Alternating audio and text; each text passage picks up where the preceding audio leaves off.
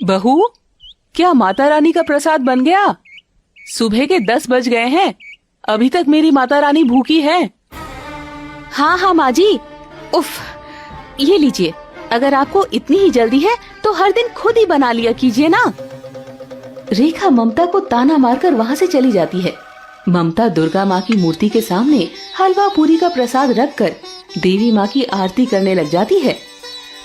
जय अम्बे गौरी मैया, जय श्यामा गौरी, तुमको निश दिन ध्यावत, तुमको निश दिन ध्यावत, हरि ब्रह्मा शिवरी, ओम जय अम्बे गौरी।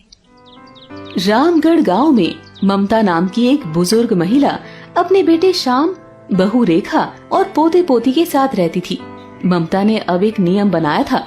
वो प्रतिदिन सुबह सुबह उठकर अपने हाथों से ताजा गेहूं का आटा पीसकर देवी माँ के लिए भोग बनाती। जब तक वो देवी माँ को अपने हाथों का बना हुआ प्रसाद नहीं चढ़ाती, वो स्वयं भी कुछ नहीं खाती थी। ममता का बेटा श्याम एक हलवाई था। भगवान की कृपा से उसे शादी के घरों में बड़े बड़े ऑर्डर मिलने लगे थे, जिससे उसकी अच्छी कमाई होने लगी थी। माँ, तुम्हारे और देवी माँ के आशीर्वाद से मेरा काम धंधा बहुत अच्छा चल रहा है। मैंने एक नया घर ले लिया है। अब इस टूटी फूटी झोपड़ी में रेखा का मन नहीं लगता। कुछ दिनों बाद हम वहीं रहने चले जाएंगे। अरे वाह वाह बेटा, आज तेरे पिताजी यहाँ होते तो उन्हें तुझ पर बहुत गर्व होता। अच्छा ये बता, तूने हमारे साथ साथ देवी माँ के रहने के लिए भी नए घर में मंदिर बनवाया है ना, या नहीं? ममता की बात सुनकर रेखा मुंह बनाकर बोलती है, माँ, आप तो पूरे दिन पूजा पाठ करती रहती हो। नए घर में भी आप सारा दिन यही करती रहोगी। सुबह सुबह पूजा की घंटी की आवाज से मेरा और मेरे बच्चों का नींद खराब हो जाता है। इसीलिए हमने सोचा है कि आप यहीं रहें और शांति से बिना रोक टोक के पूजा पाठ करते रहें। हम आपको हर महीने आपका खर्चा पानी भेजते रहेंगे और बीच बीच में आपसे मिलने के लिए आते रहेंगे। नए घर में केवल मैं, ये और बच्चे ही रहेंगे। श्याम बेटा, ये देख तो, बहू क्या बकवास कर रही है। क्या तेरे नए घर में अपनी माँ और स्वयं माता रानी की कोई जगह नहीं है? आज देवी माँ की कृपा से ही तुझे ये सब मिल पाया है और अब तू इन्हें ही भूल गया। माँ, ये नया घर कोई देवी माँ का आशीर्वाद नहीं, ये मेरी दिन रात की मेहनत का नतीजा है। और रेखा ने कहाँ कुछ गलत कहा है। आप यहाँ अपनी देवी माँ की भक्ति करो, आपका भी मन नई जगह में नहीं लगेगा और मैं तो आपसे मिलने के लिए आता ही रहूंगा। अपने बेटे बहू की बातें सुनकर ममता की आंखें भर आई, लेकिन वो कर भी क्या सकती थी।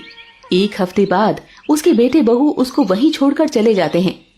ममता मंदिर में बैठकर देवी माँ से प्रार्थना करने लगी, माँ, मेरा बेटा ना समझ है, उसको पैसों की चमक ने अंधा बना दिया है। उसको कोई भी दंड नहीं देना। मुझे विश्वास है एक दिन उसको अपनी गलती का एहसास जरूर होगा और वो जल्द ही मुझे अपने साथ लेने जरूर आएगा।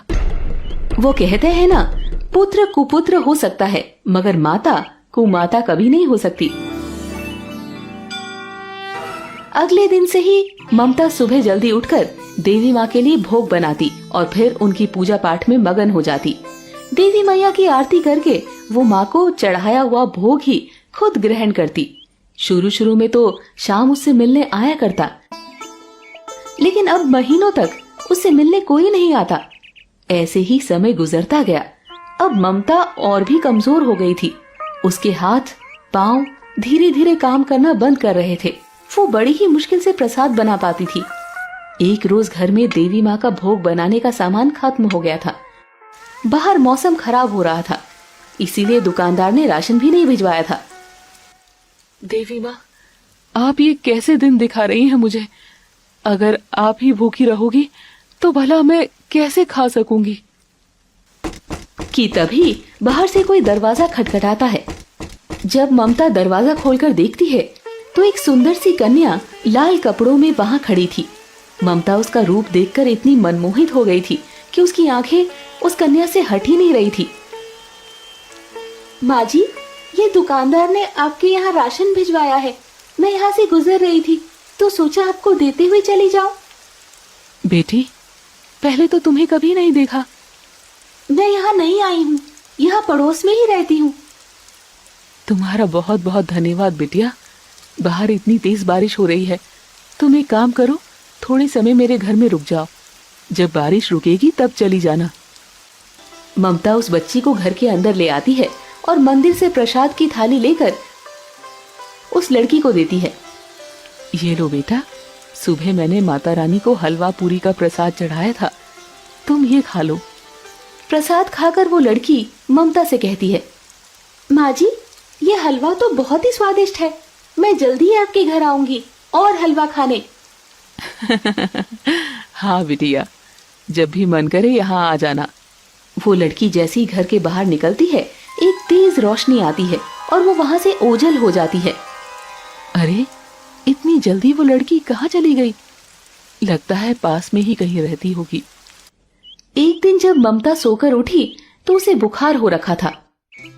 अरे, ये क्या? मुझसे तो उठा ही नहीं जा रहा। गेहूं आए हुए पड़े हैं, कौन आटा पीसेगा और माता रानी का भोग कैसे लगेगा? ममता जैसे तैसे उठकर चक्की के पास बैठी। वो जैसे ही गेहूं पीसने के लिए बैठी, कमजोरी के कारण उससे चक्की नहीं चलती है। धीरे धीरे उसकी आंखें बंद होने लगी। अपने हालत देखकर ममता की आंखों से आंसू बहने लगे। माँ, लगता है आज मेरा नियम टूट ही जाएगा। प्रभु, मेरी माता रानी भूखी रहे उससे पहले तू मेरे प्राण ले ले। मेरी माँ इस संसार को चलाती है, मेरे भोग से ही उनका दिन शुरू होता है। मैं उन्हें भूखा नहीं रख सकती। इतना कहकर उसने एक बार फिर से कोशिश की, पर फिर हार गई और रोने लगी। तभी अचानक दरवाजा खुला और वो पड़ोस वाली लड़की लाल कपड़े पहने हुए घर में आई और बोली, लाओ माँ जी, मैं आपका आटा पीस देती हूँ। ममता की आंखों में एक चमक आई। अब उसका नियम नहीं टूटेगा। ममता सोचने लगी कि शायद देवी माँ ने उसकी पुकार सुनी और किसी को उसकी मदद के लिए भेज दिया।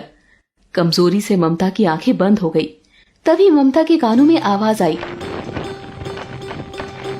इतने आटे से हो जाएगा ममता, कि और गेहूं पीसूं? जैसे ही ममता ने आंख खोली तो उसने देखा सामने स्वयं देवी माँ चक्की चलाकर आटा पीस रही है। देवी माँ ने फिर से कहा, इतने आटे में मेरा पेट नहीं भरेगा, चक्की में और गेहूं डालो। ममता के जीवन में यह अनुपम अनुभूति थी। एक तरफ देवी माँ चक्की चलाए जा रही थी और दूसरी तरफ ममता उसमें गेहूं डाल रही थी।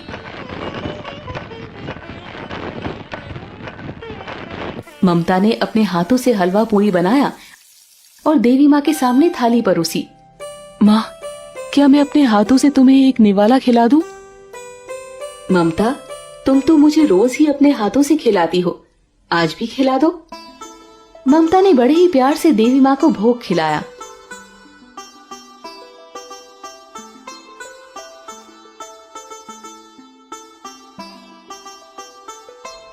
मैं तुम्हारी भक्ति से बहुत प्रसन्न हूँ। मांगो, क्या मांगती हो? मैं चाहती हूँ आप मेरे घर में सदा विराजमान रहें। ममता जब तक जीवित रही, देवी माँ रोज उसके हाथों से भोग खाती। ममता के स्वर्गवास के बाद वहां देवी माँ का एक विशाल मंदिर बना और ऐसी मान्यता हुई कि जो भी उस मंदिर में माँ को हलवा पूरी का भोग लगाता है, उसकी मनोकामना पूर्ण होती है। दोस्तों, आपको ये कहानी कैसी लगी? कमेंट करके जरूर बताएं। ऐसी और कहानी सुनने के लिए इसे लाइक और शेयर जरूर करें। धन्यवाद।